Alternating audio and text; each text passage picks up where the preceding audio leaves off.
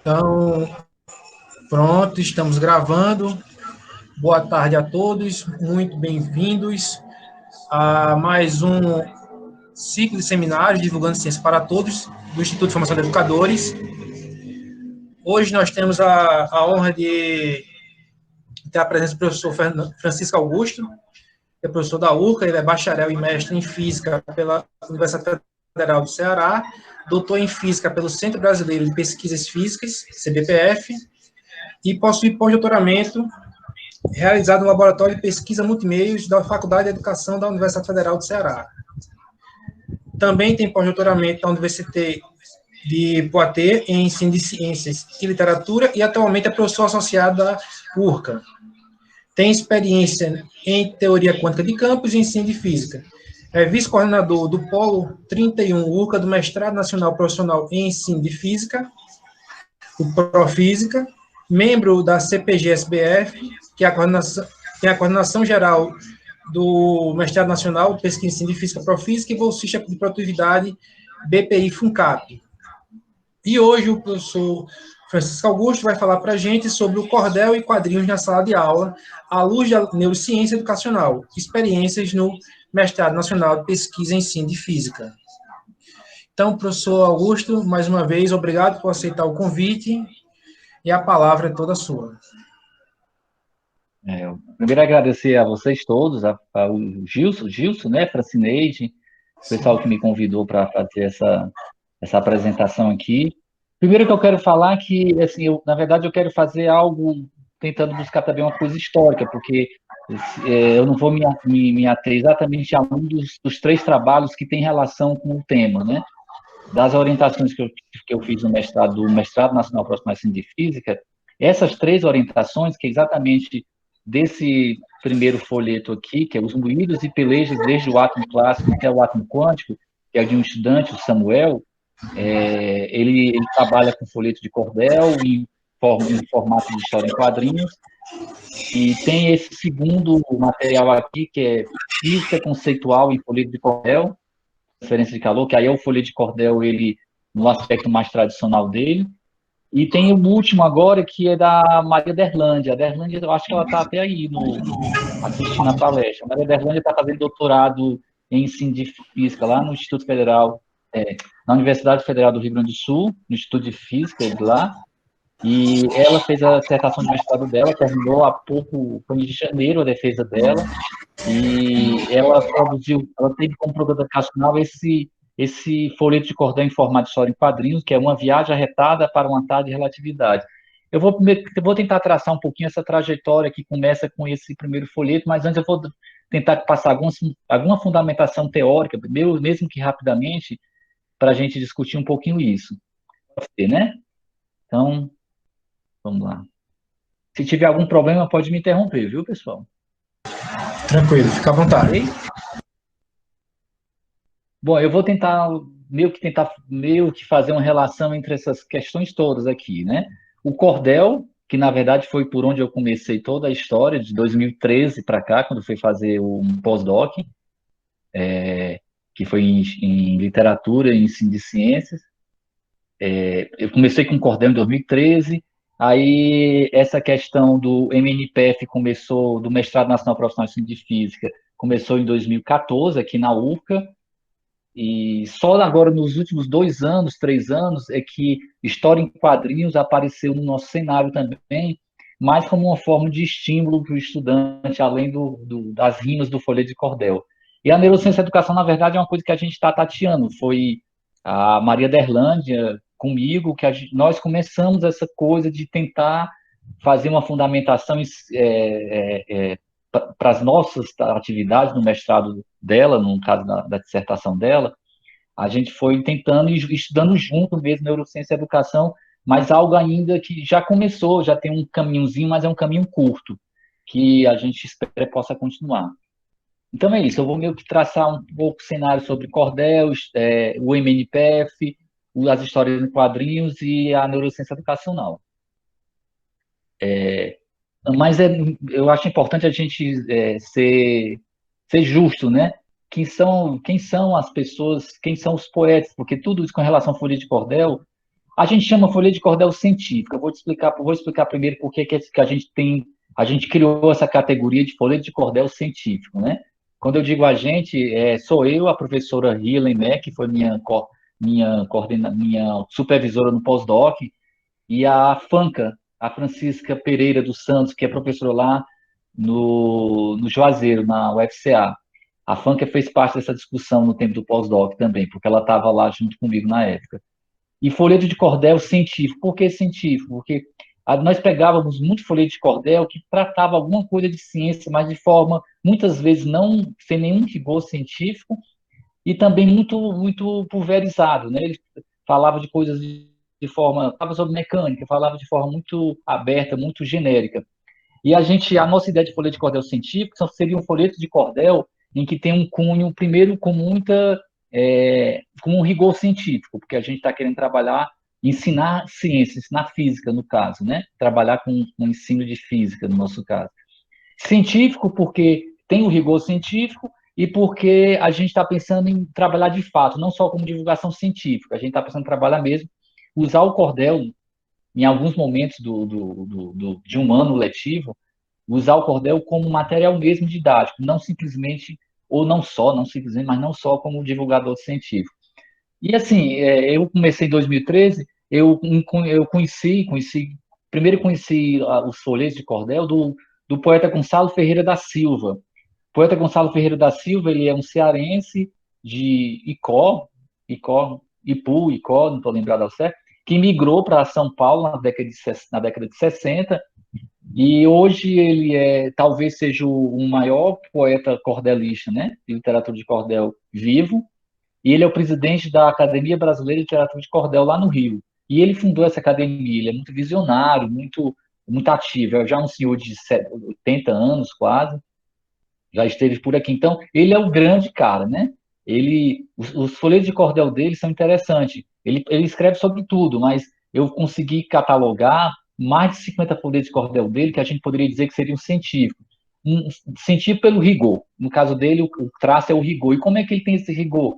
Ele tem os amigos, que são físicos lá do Rio. O professor Ideu de Castro, por exemplo, é um cara que faz o release para ele escrever sobre física. Então, aí acaba conseguindo ter o rigor e ele é muito bom na rima, claro, é um craque, né, nisso.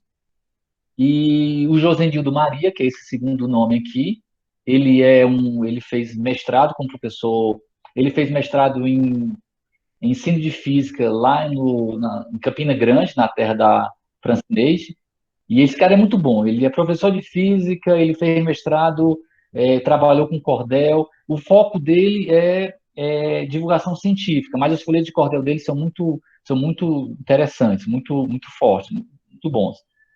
Aí, agora, mais recentemente, tem a Maria Derlândia, que é essa minha ex-orientanda, que hoje faz doutorado, e a Jusileide, no trabalho da Maria Derlândia agora, de mestrado, foram elas duas que fizeram as rimas, fizeram os versos.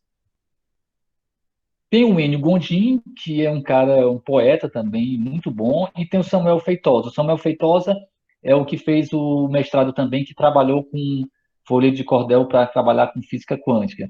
E o Enio fez os cordéis, o Enio Gondim fez os cordéis de forma mais tradicional. Então eu coloquei aqui um pouco de alguns folhetos que essa turma fez, né? Esse aqui Einstein e Sistema Solar do poeta Gonçalo Ferreira da Silva. Esse daqui Física em Cordel e Física em Cordel e Eletricidade é do Josenildo e do próprio Samuel também, que trabalhou junto com o Josenildo. E esse termodinâmico é um dos folhetos de cordel do Enio Gondim, hoje ele mora em Fortaleza e ele fez um mestrado comigo, mas ele é do polo do MNPF de Quixadá. Eu estou preocupado com o tempo, eu acabo falando muito. Eu vou controlar aqui o meu tempo mesmo, tá, pessoal? Aqui é um dos folhetos do Josenildo, né? E do Samuel. Eu não sou poeta, eu não consigo fazer uma boa declamação, e também não é esse o objetivo aqui, mas esse folheto de cordel é um folheto não tão abrangente, então ele é relativamente bom para trabalhar o conteúdo específico em sala de aula, mas ele mesmo assim ainda não é exatamente o que a gente precisaria para trabalhar um conteúdo específico em sala de aula. Por isso que o Josenildo, ele trabalha mais com a questão da divulgação científica. Sob o ponto de vista de fundamentação para trabalhar com folha de cordel, é, eu tenho a Márcia Abreu, que é uma... Esse livro da Márcia Abreu é um livro muito bom, ela faz a discussão sobre as origens do cordel, ela faz a discussão que o cordel nordestino, o cordel brasileiro, a literatura de cordel nordestina, ela tem inspirações nos cordéis portugueses, mas não é a mesma coisa. Os folhetos portugueses, eles falavam, eles era sobre qualquer gênero literário, eles não tinham uma coisa específica. Eles faziam prosa, faziam versos, faziam rima, contavam, reproduziam uma história, um romance.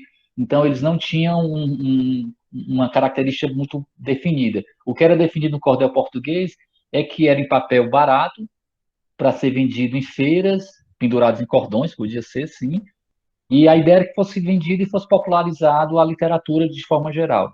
Já o cordel nordestino, não. Ele só é cordel nordestino, só é o nosso folheto de cordel, só é folheto de cordel se ele for em rima, se ele tiver rima, se for estrofes rimadas, né?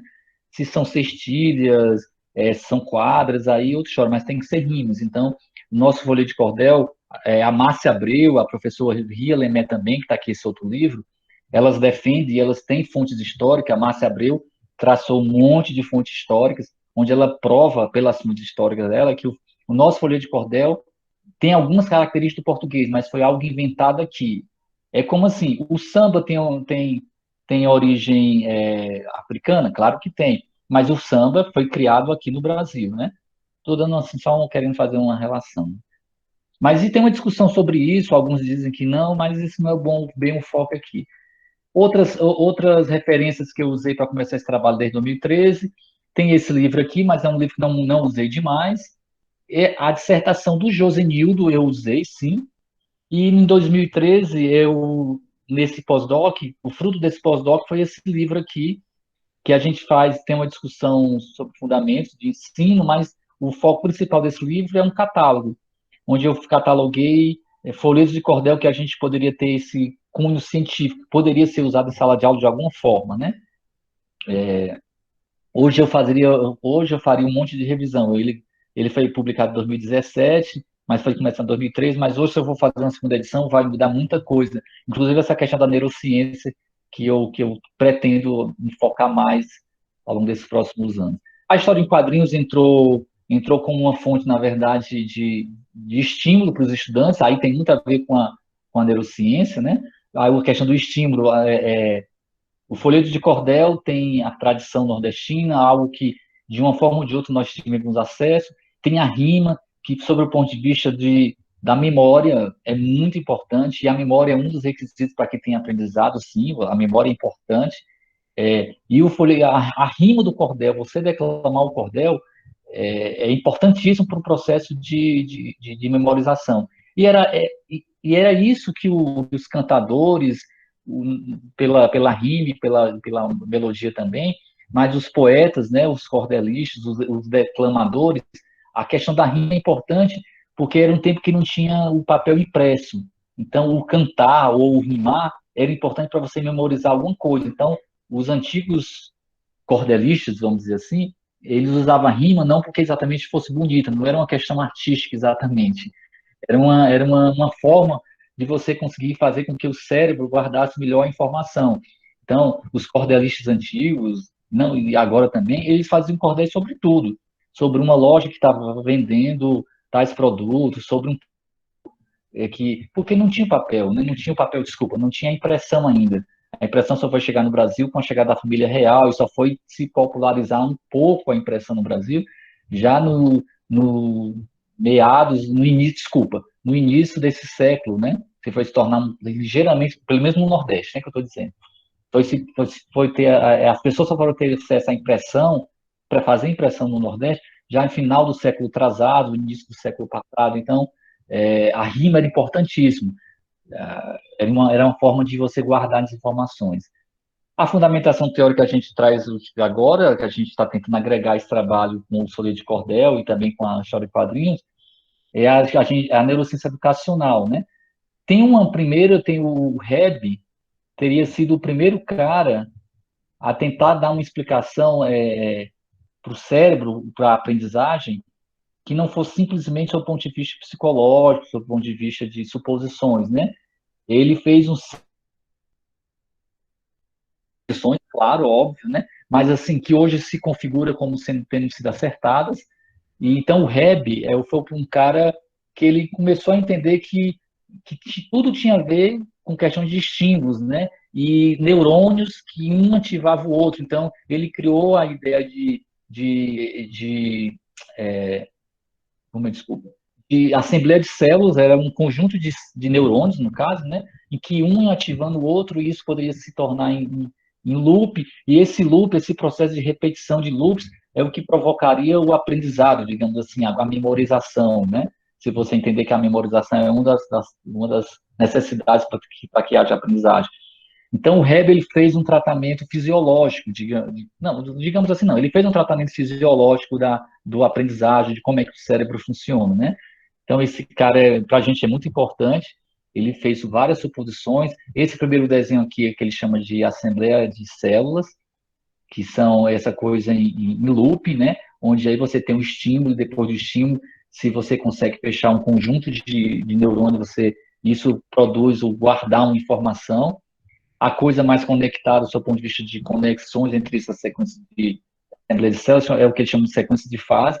Por incrível que pareça, essas coisas, esses dois desenhozinhos que ele propôs lá na década de 50, 40, até a década de 50, essas coisas foram se confirmando na neurociência, né? Na neurociência mesmo, ao longo dos anos.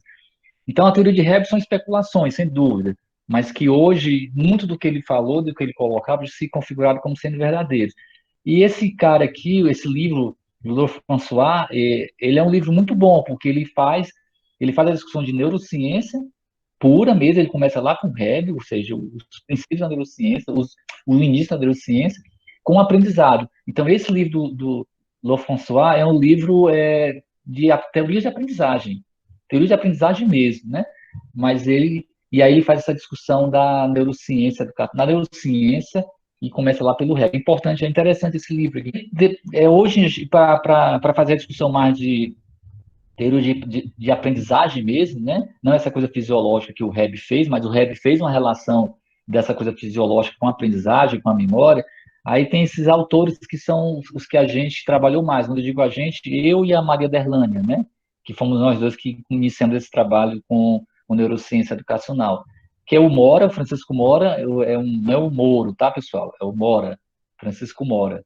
Ele é um neurocientista, ele é um psicólogo, espanhol, e ele é meio bem popular. Ele escreve também artigos em jornais, em revistas dessa divulgação científica, e ele produz também muito do ponto de vista de artigos científicos, né? E escreveu alguns livros. Tem um livro muito bom dele, está em espanhol, não tem em português. Neuroeducação. Eu também tenho um PDF dele, por se quiser eu posso passar.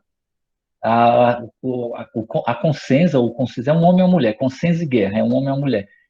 Também um referencial que a gente usou muito, então, na verdade, os referenciais que nós usamos bastante foi o Hebb, para essa questão de dar essa ligação entre o fisiológico e o aprendizagem, mas o que a gente tem usado mesmo no dia a dia para o aprendizado é o Mora e a Consenza ou a Consenza e o Guerra ou a Guerra. Ribas e Guimarães também a gente deu uma passada, mas Mora, Consenza e Guerra são a nossa fundamentação teórica mesmo do ponto de vista de neuroeducação. Esses autores todos, eles trabalham muito com a discussão sobre o processo de atenção, emoções, então, o prazer em estudar, a atenção, os estímulos, né? Para eles, tudo coisa que parece que a gente já sabe, né? Já sabe entre aspas, né? Mas eles dão um enfoque muito forte, principalmente na questão da emoção, né? Se você tem muita emoção, se você ama o que faz, o que você está estudando, isso é uma coisa importante para o aprendizagem. Não que você tem que amar tudo, mas se você consegue provocar emoção no estudante, e aí é que entra a questão do folha de cordel, da história em quadrinhos, a gente entende que isso pode e deve, provoca a emoção do estudante e pode trazê-lo mais para aquele conteúdo que muitas vezes é um conteúdo chato, né? Aí tem algumas frases aí do Mora, principalmente, a gente acabou se fixando muito do Mora, exatamente sobre essa questão da emoção, do prazer, E aí ele fala também, o Mora faz muito essa discussão, não que só ele faça, né?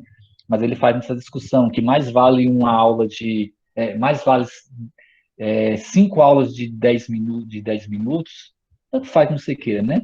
10 aulas de 5 minutos, de que uma aula de 50. Resumindo, ele está querendo dizer que essas aulas muito extensas, hoje, principalmente hoje, com tantos estímulos que tem, me parece, e ele tem estudos sobre isso, que não é o mais importante. Talvez fosse bom você quebrar as aulas, mas você não vai conseguir fazer isso numa escola, na universidade.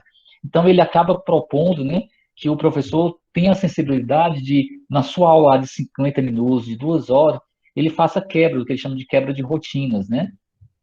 Faça pequenas quebras de rotinas, se ele a cada 15, a cada 10, a cada 20, depende se ele perceber que a coisa está se tornando enfadonha. E como essa quebra de rotina é algo rápido mesmo, é contar uma anedota, quando vê que a turma está caindo, a atenção está caindo, então você conta uma anedota, bota um vídeo curto de alguma coisa que descontraia, mas que você pode fazer relação também com o conteúdo, ou não também, né? Às vezes você pode fazer simplesmente para dar uma acordada na turma, e isso às vezes não, isso funciona, né?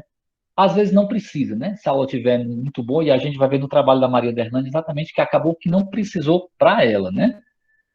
O Moura também, ele fala muito da questão da neuroarquitetura, né? O ambiente, tudo isso aí é interessante porque o Moura, o Guerra e a Consenza, eles, o que é legal que a gente achou é porque eles vão falando da neurociência educacional, que se você vai ali no livro do Moura, por exemplo, eu classifico aquele livro como um livro de teoria de aprendizagem.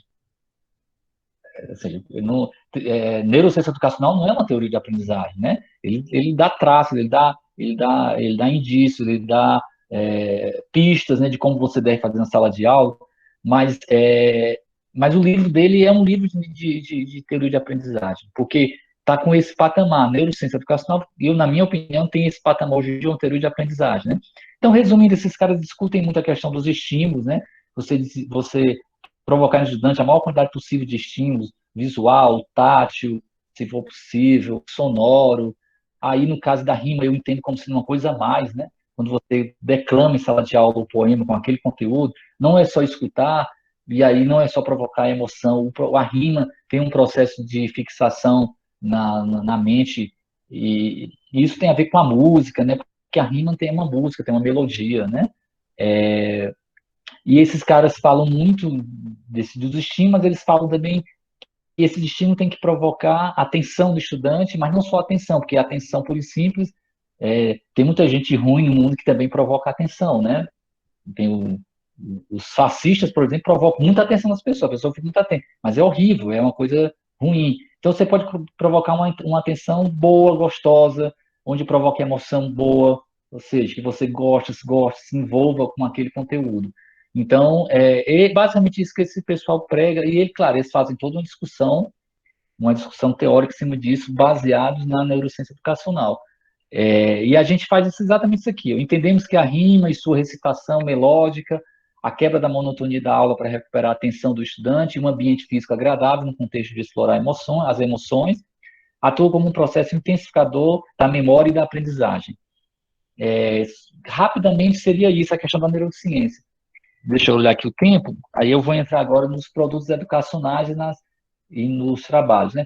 Eu vou primeiro começar com o Enio. O Enio foi um aluno de mestrado meu, do mestrado nacional profissional de física, mas ele é de Quixadá, do polo de Quixadá, mas eu orientei. E ele foi muito massa, porque ele, ele fez um produto educacional onde ele criou, ele é poeta também, desculpa, ele é professor de física e poeta, e aí ele criou 4 folhas de cordel, ele muito rigor científico, a gente todo o processo de averiguação, e ele fez o folha de cordel mais tradicional, acho que vocês estão vendo aqui, né? Ele fez, ele simulou a xilogravura, que é uma simulação de xilogravura, não é xilogravura, mas os versos são sextilhas e ele fez no processo mesmo tradicional do folheto, num papelzinho, aquele papel tido como ruim, entre aspas, né? E ele, o conteúdo ficou muito bom. Ele propôs uma sequência de ensino, esse é o produto educacional dele, ele propôs uma sequência de ensino, onde essa sequência de ensino é muito inspirada na sequência FEDAT, do professor Hermínio Borges, lá da UFC, da FACED. Na verdade, todas as sequências de ensino que a gente vai mostrar tem um traço da sequência FEDAT. E o traço principal é a postura do professor, né? A sequência FEDAT, ela trabalha muito em cima da postura do professor em sala de aula. E aí ele propôs uma sequência de ensino para ser aplicada em cada encontro que ele fazia. Ele fez uma intervenção pedagógica muito longa, de 2 meses, e ele fez uma sequência de ensino muito próxima da sequência FEDAT, a não ser pelo quinto ponto, que é um pouco diferente, mas ele trabalha com folheto, como todas as sequências de ensino dos alunos que passam por mim, que vai trabalhar com folheto, né? Não todos trabalharam com folheto, mas os que trabalharam com folheto de cordel, eles, eles têm que ter a declamação. Porque se você vai trabalhar com folheto de cordel, vai colocar o folheto de cordel na sequência de ensino e não declamar, não provocar, não usar a declamação como sendo uma parte do processo de aprendizagem, de memorização, de aprendizagem, não faz sentido trabalhar com folheto de cordel. Então, não faz sentido trabalhar com rima. Então, todas as sequências de ensino, vocês vão ver que tem um processo de rima. As que eu trabalhei com folheto, né? Claro. Então, é uma sequência de ensino simples, onde o principal é a declamação com folha de cordel e a postura do professor de deixar o aluno descobrir o conteúdo, né? Então, tem uma apresentação do folheto, aí o professor apresenta qual folheto vai trabalhar, vê as questões gráficas, fala sobre o poeta. Isso é importante para você, minimamente, né, valorizar o trabalho daquele poeta. Depois você tem um processo de declamação, onde você pode convidar, chamar um voluntário, um aluno voluntário, ou se quiser levar o próprio poeta para fazer essa declamação, mas também é legal envolver os estudantes, colocar para eles declamar, eles no primeiro contato com o conteúdo, é aquela declamação mesmo formal, que os poetas gostam.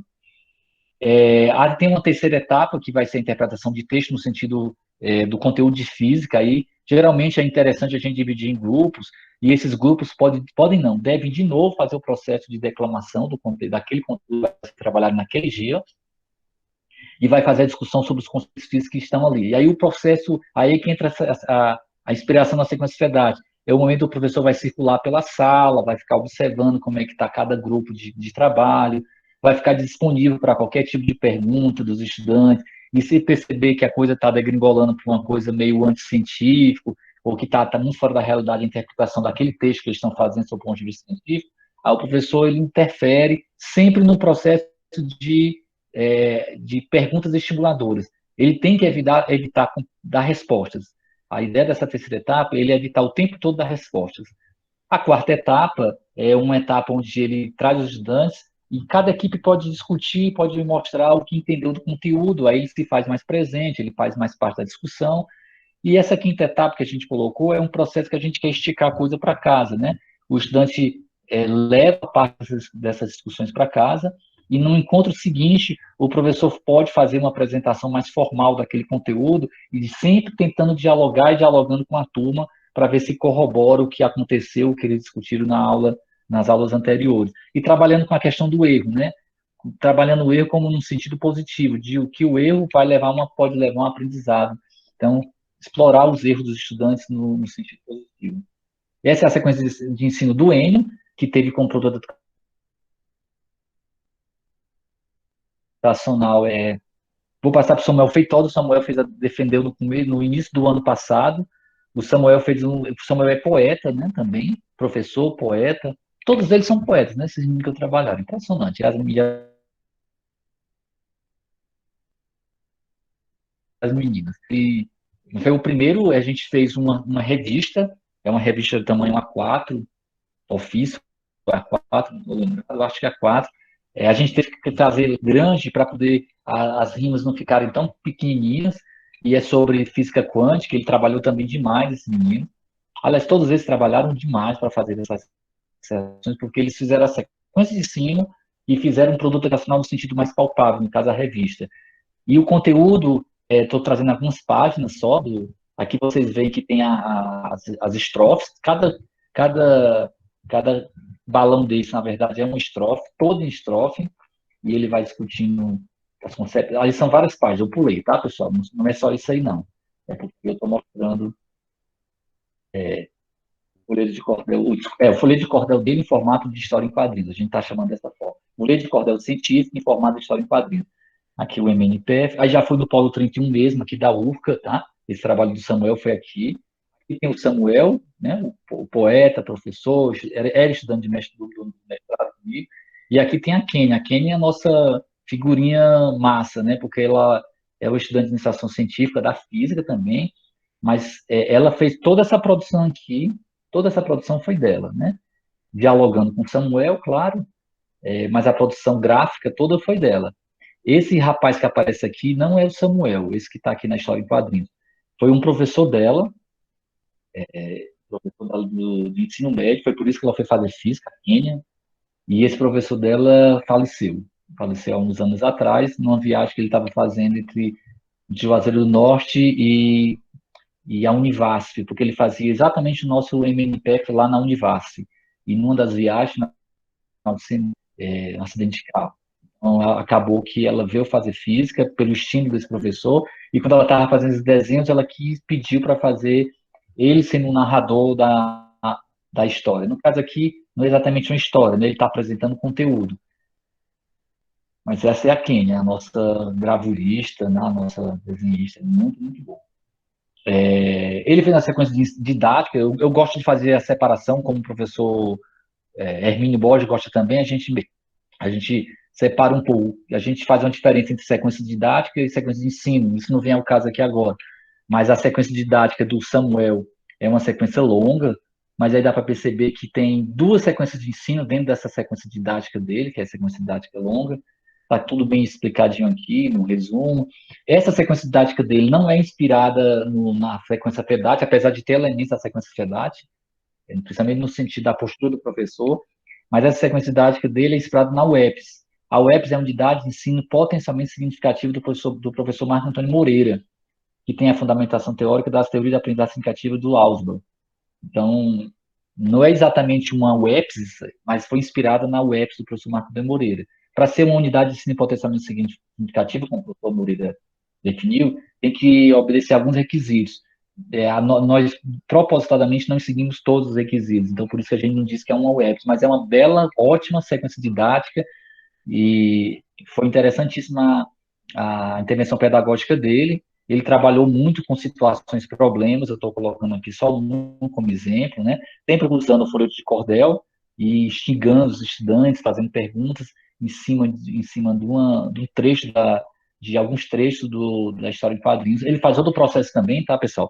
Nessa sequência de ensino dele também tem o momento da recitação, se você olhar aqui o passo 3, tá? Que é igual ao passo 9, só que em conteúdos diferentes da história em quadrinhos, ele faz a recitação, aquilo que eu disse, se você vai trabalhar com umas estrofes rimadas, não tem o momento da recitação, que a gente entende pelo ponto de vista também na neurociência educacional, é um processo importante no momento de fixação, de memorização, para, a partir disso, ter o aprendizado também. É isso aqui, na sequência de ensino dele, a gente pode ver que tem um momento onde os estudantes vão fazer uma produção de cordel e tirinho, um momento 14 aqui embaixo, tem um momento de produção de cordel e história de quadrinhos, tá? E aí tem um momento 15, onde tem a apresentação das equipes, então tem um momento que ele fez uma apresentação das equipes, então é isso que acontece aqui. Aqui são alguns, eu coloquei só alguns do que foi produzido pelos estudantes, né? A gente sempre acha importante também o estudante colocar a mão na massa, e nessa sequência didática aqui, os estudantes foram lá para o processo todo. A gente pode depois voltar alguma coisa. Agora vamos para a Maria Derlande, que foi o último trabalho com folha de cordel, sequência de ensino, só que aí nós resolvemos, estimulados pelo Francisco Mora, na verdade, a gente descobriu artigos em jornal mesmo, Francisco Mora, e a gente ficou meio que encantado, e aí, a partir disso é que a gente foi atrás mesmo dos livros, do material dele, né? E de outros materiais. A Maria Derlande, ela trabalhou com folha de cordel também em formato de história em quadrinhos, ela também propôs uma sequência de ensino, só que aí a gente quis fazer esses esboços, a gente quis inserir de fato a discussão sobre neurociência educacional. E a gente fez isso, a nossa fundamentação teórica na área de ensino é neurociência educacional. A gente tinha algum receio, né, como é que a banca ia aceitar isso, aceitaria ou não. Mas é legal esse trabalho, só para destacar, né, o trabalho do Enio, que é aquele primeiro trabalho, produziu um artigo não exatamente desse trabalho específico, mas um artigo relacionado com isso, já foi publicado, e a gente ainda está tentando publicar o artigo da própria dissertação dele. Já o Samuel a gente conseguiu no Caderno Brasileiro de Ensino de Física, que especificamente na área de ensino de física, eu entendo como sendo a melhor revista. Porque a Revista Brasileira de Ensino de Física, ela é muita conta, né? É de ensino, mas é muita conta. Já o Caderno Brasileiro de Ensino de Física, ele é mesmo da área de ensino. E esse trabalho de Samuel ficou muito bom, e a gente conseguiu essa publicação. Voltando aqui para Maria da Erlândia, né, com o trabalho dela com neurociência educacional, a gente também está conseguindo fazer uma publicação. O mais importante desse trabalho do MNPEP são os produtos educacionais. Tanto é que as publicações geralmente só saem 1 ano, 2 anos depois que o aluno defende, porque depois é que a gente vai cuidar da publicação em artigo científico. A gente prioriza, porque é o papel do MNPEP, né? A sala de aula ter um produto educacional. A gente prioriza os produtos educacionais e esses meninos produziram coisas que são muito boas, já poderia ser um produto educacional em si, a sequência de ensino, sequência de dados, sequência de ensino. Tem também as histórias em quadrinhos, o folheto de cordel, né? A Maria da Erlândia, ela propõe aqui encontros, né? A gente poderia até entender que isso aqui, essa parte aqui, a gente poderia entender que aí é uma sequência didática, mas a gente prefere só trabalhar em termos de encontros, né? Então, tem um primeiro encontro, tem um segundo encontro, desculpa, primeiro encontro, segundo encontro, terceiro encontro, quarto encontro, e em 3 desses encontros, exatamente no segundo, terceiro e quarto, é que a gente vai fazer a aplicação de uma sequência de ensino que é proposto. Se você prestar atenção, no primeiro encontro, ela vai fazer a apresentação do cordel e fazer um pequeno diagnóstico sobre se os estudantes já tiveram algum contato com história de quadrinhos na área para ensino, com cordel para ensino, e se eles conhecem alguma coisa do que é neurociência, se eles entendem, conhecem alguma coisa do que é relatividade. Então, tem um diagnóstico, não exatamente para medir o conhecimento, mas para saber se eles têm familiaridade ou se conhecem alguma coisa. No segundo encontro, a gente aplica a sequência de ensino, que a gente vai apresentar daqui a pouco. Aí pega o folheto de cordel, em formato de história em quadrinhos, que eu vou deixar para apresentar daqui a pouco, e a gente vai distribuindo o conteúdo que tem no folheto de cordel em história em quadrinhos em 3 encontros. Então, aqui está todo o conteúdo, no segundo, terceiro e quarto encontro, tem todo o conteúdo que tem no folheto de cordel em formato de história em quadrinhos. O folheto de cordel dela em formato de história em quadrinhos é enorme. Enquanto o do Samuel ficou em 18 páginas, esse sobre relatividade restrita, ficou em 30. Eu posso estar errando, viu, Maria da Erlândia? Então me desculpe aí. Ela pode intervir depois e dizer alguma coisa. Acho que mais de 36, 38 páginas. Ficou muito bom. E depois a gente vai apresentar, né? Assim, eu fiquei encantado com esse folheto de cordel em formato de história em quadrinhos. E aí também, no caso da Maria da Erlândia, tem a produção também, os alunos também produzem alguma coisa, algum versos ou quadrinhos, e tem um quinto encontro onde vai ter essa apresentação também, e aí é feita uma avaliação da própria intervenção pedagógica. Aqui tem a sequência de ensino da Maria da Erlândia, ao longo, ela está impregnada de neurociência educacional, apesar de a gente não ver aqui. A postura do professor também está na linha da sequência FEDAT, mas o que tem de forte nessa sequência de ensino é a neurociência educacional, né? A gente, de novo, tem a apresentação do conteúdo, no sentido de dizer o que vai ser estudado naquele dia, que você vai usar essa sequência de ensino. A declaração do VES tem que ter, né, sobre o material que você vai usar naquele dia. Depois, de novo, tem a leitura e discussão em grupos, aí entra a questão. A gente entende que nós já falamos isso, né? Mas só para repetir, a história em quadrinhos, a gente explora muito essa história da questão visual da história em quadrinhos e da questão da rima para provocar o estímulo, a emoção e vai provocar mais um estímulo também da visão do estudante, né? E o enredo da história, no caso desse produto educacional da Maria da Erlândia, o enredo ficou muito legal, porque você não tem personagens, né? enquanto no anterior não tinha personagens exatamente, era alguém contando, explicando o que era física quântica, nesse sobre a relatividade geral, foram criados personagens, foi criada uma história, tem um enredo,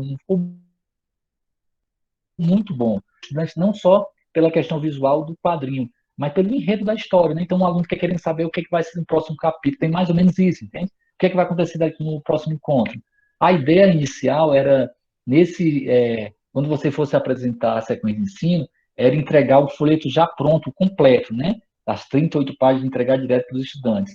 Mas aí teve um problema, que é por questões gráficas e financeiras, mas principalmente gráfico nesse momento, que não deu para a gente entregar o folheto pronto. Mas aí acabou que na hora da gente fazer a discussão sobre a intervenção pedagógica, a Maria Derlânia nos relatou e nos colocou que foi até melhor não ter entregue o folheto todo logo no primeiro encontro da sequência de ensino, porque aí para o encontro seguinte, os estudantes ficavam sem saber como é que ia ser a continuação da história, e ficavam já pensando, querendo saber, ficavam estimulados a vir para a aula, e vindo para a aula ficavam estimulados a querer saber o que vai acontecer naquele dia. E isso acabou sendo interessante, talvez seja importante a gente colocar, então, que não é bom entregar o folheto todo de uma vez só, é os pedaços mesmo, né? Os pedaços mesmo. Ah, desculpa, tem várias coisas que eu não vou comentar aqui pela questão do tempo, mas foi para uma turma do 9º ano, viu? Essa intervenção pedagógica foi feita com uma turma do 9º ano. Sim, aí aqui na segunda etapa, já tem a possibilidade de usar os vídeos curtos, né? De 30 segundos, 1 minuto, a cada 10 minutos. A gente coloca a cada 10 minutos, mas aí depende um pouco, né? E na intervenção pedagógica da Maria Hernandes, foi interessante porque ela acabou não precisando. Assim, a turma estava tão motivada e não só alguns alunos, mas toda a turma estava tão motivada que ela mesmo assim quis fazer a interrupção para mostrar o vídeo curto, mas os estudantes pediram para que não, que queriam continuar lendo o Folha de Cordel, queriam continuar discutindo nos grupos que foram formados também. Então, assim, o fato dos alunos já estarem estimulados, então, se eles já estão estimulados, eles estão com atenção naquele material, se eles estão gostando do que estão fazendo, então você tem que avaliar, o professor tem que avaliar se realmente precisa dessas interrupções, né? Mas é interessante porque não precisou. Isso foi até uma coisa que no primeiro momento a gente ficou em dúvida, mas a gente tem que entender como sendo uma coisa boa. Isso quer dizer o quê? Que o nosso produto educacional foi muito bom. Claro, tem a postura da professora, a forma como ela conduz a aula, que também é mais um fator de estímulo, e mais o material, né, no caso, a nossa ferramenta, que é o nosso produto educacional, eu acho que cumpriu muito bem o papel, né? É, tem essa outra etapa aqui também, que é a explicação do conteúdo, onde as equipes vão se envolver para cada um traçar o seu entendimento sobre aquele conteúdo que está lá no folheto. Aí é o momento de ter debate entre entre as equipes e o professor um pouco mais atuante nesse momento, né? Ele vai interferir mais, tentar conduzir melhor, também vai trabalhar com meios a ser. E a última etapa dessa sequência, eles vão produzir também alguma coisa. A gente colocou aqui produção de quadrinho, mas pode ser um verso e tudo mais. Então, está aqui, a intervenção pedagógica é feita em 5 encontros, e em 3 dos 5 encontros a gente aplica a sequência de ensino, e o conteúdo é distribuído nesses momentos. Tem o 5º encontro, esse 5º encontro é o momento em que os meninos, tudo que eles produziram aqui, nesse segundo, terceiro e quarto encontro, segundo, terceiro e quarto encontro, todos esses encontros eles produziram alguma coisa, algum quadrinho, algum verso. Então, nesse 5º encontro, é feito um pequeno evento, onde tenta-se, nesse terceiro encontro, ou foi no quarto, a gente foi tentando mudar os espaços, né? Teve uma dessas aulas que foi na biblioteca, teve essa apresentação, foi numa sala de dança, a gente tentou ir mudando os espaços, né? Ou seja, é claro que a escola não era muito, não tinha muito como a questão da neuroarquitetura, né, de mudar os espaços, mas de qualquer forma, a gente mudou os espaços e a gente tem que isso é bem importante para sair daquela rotina o tempo todo em sala de aula, uma cadeira atrás da outra. Então, vale a pena tentar mudar os espaços e a gente fez isso, a Maria Hernandes fez isso também. Aqui a gente já apresentou de certa forma isso aqui tudo. Aqui tem um zoom, né, de uma das partes tem um zoom de uma das partes do folha de cordel em formato de história em quadrinho. tem os personagens, a gente resgatou aqui o Samuel aqui não foi o poeta, Samuel aqui foi um dos personagens, né, da história em quadrinhos. Essa daqui é a Maria Derlânia, que é a protagonista da história, foi criada uma história mesmo, isso foi legal, foi criada uma historinha para ir discutir na física. Então, tem a... Bom, deixa eu pular aqui um pouquinho. Aí tem o Samuel, que é um personagem, tem a Maria da Erlândia, que é a professora, né, mas que era uma personagem da historinha, e tem essa outra moça aqui que é muito parecida com a Maria da Erlândia, né? Essa aqui é a Ju, uma estudante de iniciação científica que é poeta e que fez os versos desse Folha de Cordel junto com a Maria da Erlândia. A Ju, essa moça aqui de cinza, é a irmã gêmea da Derlânia que está de vermelho. E aí vai ser feita aquela discussão do paradoxo dos gêmeos, lá mais para o final da história. É muito legal isso aqui. Então, tem toda essa discussão aqui. E deixa eu voltar um pouquinho. Tem aqui algumas das produções dos estudantes, tá? Eles tinham sempre no final, daqueles 3 encontros, eles tinham no final da aula para fazer a produção dessas, fazer essa produção. E se eles não terminassem, ou se quisesse, poderia continuar em casa. As equipes poderiam fazer isso. E foi legal, a Darlene nos relatou que eles estavam tão empolgados que algumas equipes entraram em contato com ela pelo Instagram para dizer, ó, fizemos isso, mostrava alguma coisa do que tinha feito. Então, acabou que se estendeu para fora da sala de aula e usou o Instagram para entrar em contato com a professora, para dizer o que estavam fazendo, que estavam gostando muito. Então, isso também foi um ponto muito interessante que mostrou o quanto eles estavam empolgados. E pelo relato de experiência, não foi só um, dois, não. A turma toda conseguiu manter um nível de atenção, de estímulo, de gostar, ou seja, de emoção naquela aula, naquelas aulas. No último encontro lá, né, foi feita uma avaliação e, em linhas gerais, todos eles gostaram muito, né? Gostaram muito e não só gostaram pelo que disseram, né, mas pelo que demonstraram, assim, demonstraram ao longo dos encontros. Então, pelo relato de experiência da Maria da Erlândia, eles mantiveram o estímulo durante todos os 5 encontros, que foi muito interessante. Então, assim, ela saiu super empolgada da intervenção pedagógica, apesar de estar correndo também para defender, porque ia para o doutorado, mas foi muito bom, assim, foi muito gratificante esse trabalho. Talvez por ser o último também, né, eu estou bem empolgado com ele ainda. Aqui, de fato, está tá aqui o produto educacional da Maria da Erlândia, que ficou muito grande, ficou muito bom, e essa questão de ter criado um enredo, uma história também foi uma sacada legal das duas, no caso da Maria da Erlânia e da Ju, que é a irmã gêmea dela, mas que é uma pessoa real também.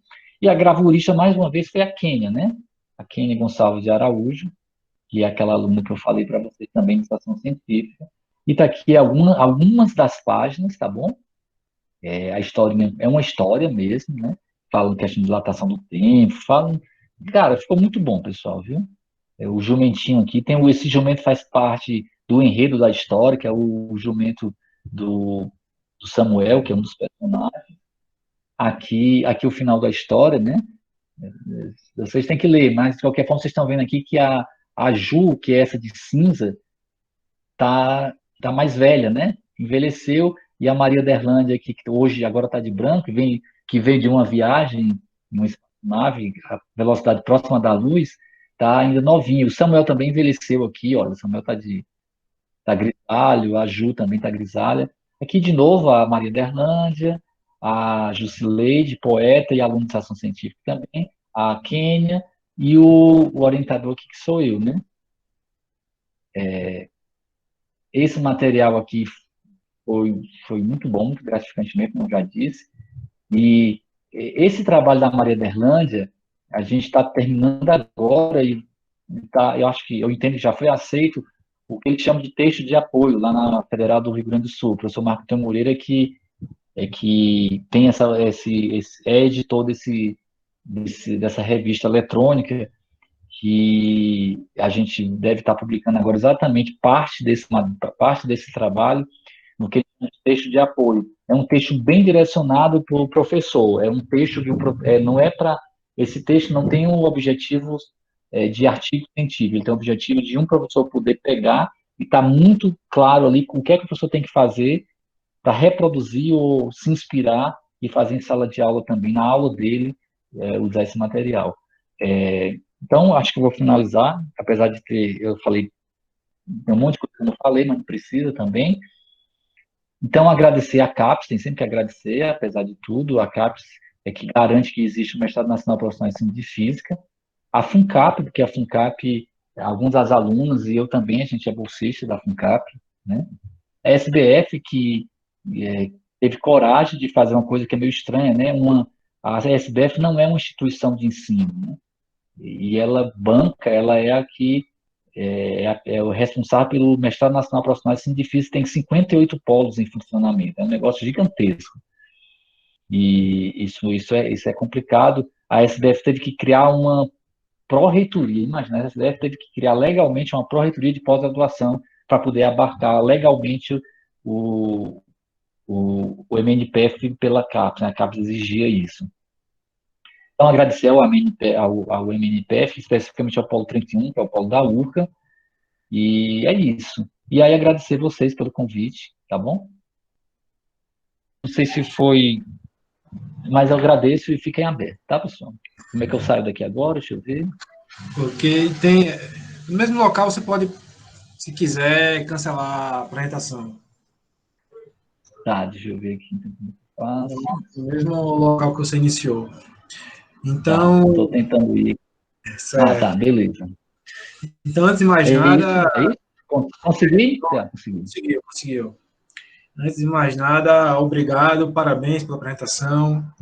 Obrigado por aceitar o convite, compartilhar conosco, né, o seu trabalho, que serve para nós, professores, para os alunos, né, para eles ampliarem os seus horizontes.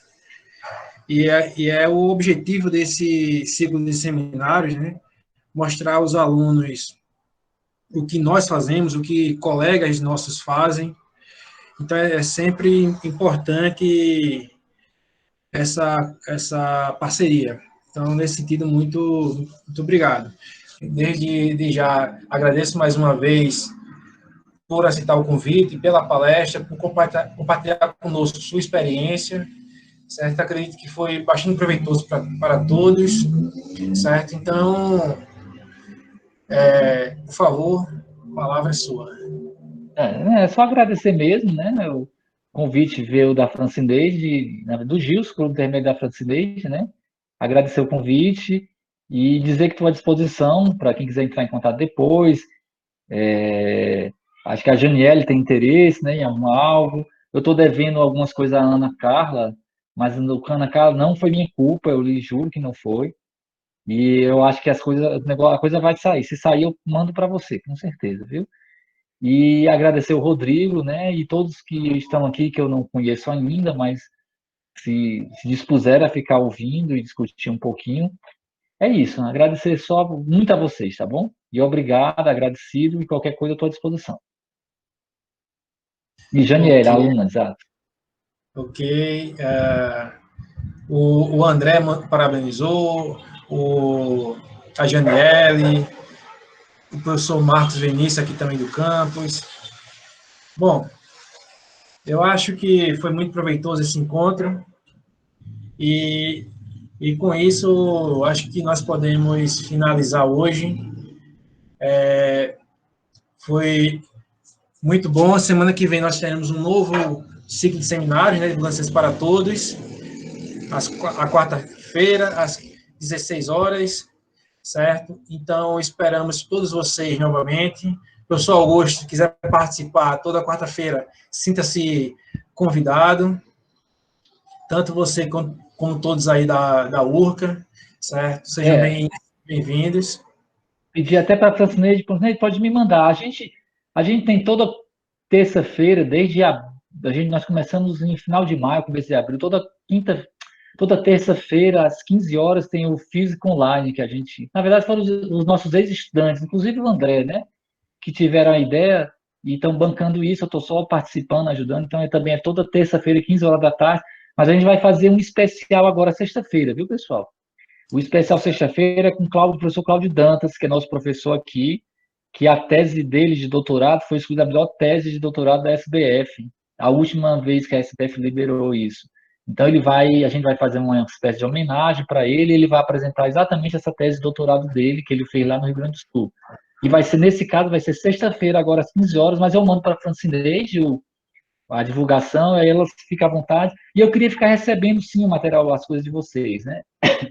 Eu não, eu não garanto participar sempre, porque, rapaz, é tanta reunião, é tanta live, reunião, palestra, que aí você acaba não conseguindo participar de tudo. Mas eu queria ficar recebendo, sim, na hora que for possível, eu vou assistir. E no caso vocês também, na hora que vocês puderem também entrar e assistir as nossas, viu? Pronto. Agradeço. A gente vai manter esse canal aí, você, Francinei, para a gente poder partilhar informações, né, e reuniões. Então, foi um prazer, pessoal. Então, boa noite a todos. Continuem se cuidando, né? A pandemia ainda não passou. E é isso. Um forte abraço. Para que dentro em breve estejamos todos reunidos, tomando aquele velho cafezinho. Até mais, pessoal. Tchau, tchau. Forte abraço.